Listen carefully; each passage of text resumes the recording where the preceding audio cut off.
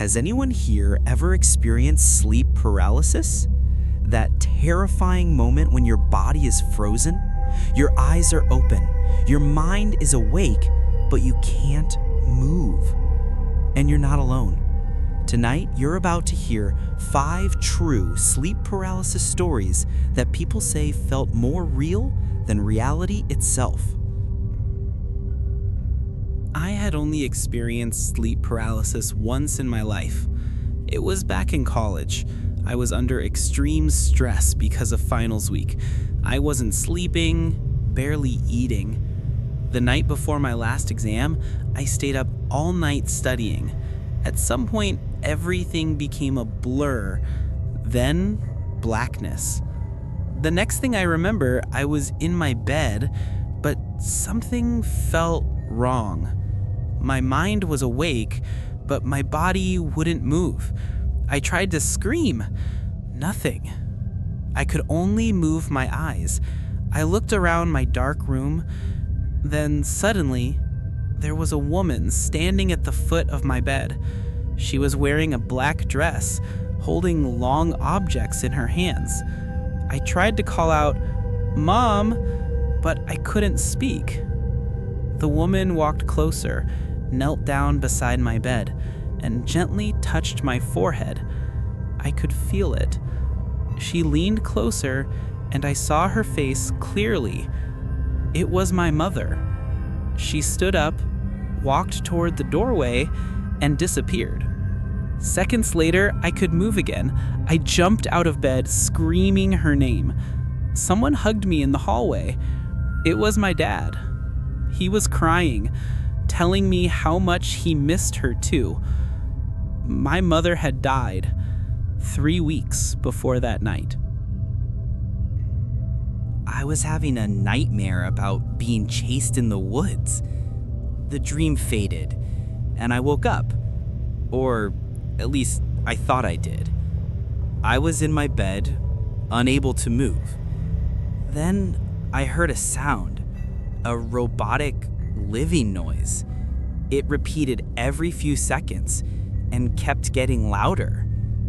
My eyes locked onto my closet. The door was slightly open, even though I never leave it open. Then I saw a face, a distorted man's face with an abnormally wide smile. The sound grew louder. The face felt closer. Then suddenly, the closet slammed shut. Silence. I ran to my parents' room crying. My dad checked the closet. Nothing was there. He told me it was sleep paralysis, but I still can't forget that smile. In my dream, I knew something evil was inside my closet. I knew I was dreaming, but I still felt terrified. Then I woke up, unable to move, and I realized I was still trapped. I felt an evil presence near the closet. Then suddenly, a human head was thrown onto my chest, face up. It was a girl I knew from high school. I tried to scream, but only weak sounds came out. I struggled for what felt like forever. Then I finally woke up. For weeks after that, I was scared to fall asleep. I didn't even know what sleep paralysis was. I thought I was losing my mind. I've had sleep paralysis 3 times, but the 3rd time was the worst. It happened early in the morning. The room was dim. I couldn't move. Then I heard footsteps on the stairs. My brother came in, then my sister, then my dad, then my mom. All of them were crying, and they were unnaturally tall. They stood beside my bed, towering over me, crying silently. Then suddenly, they turned and walked away. I ran after them, but they were all asleep. Days later, I was hit by a speeding car, multiple broken bones. In the hospital, my family stood around my bed, crying. exactly like the dream. One night, my friends and I saw someone hiding in a bush. It made a disturbing sound. We ran away. Later that night, I woke up, paralyzed.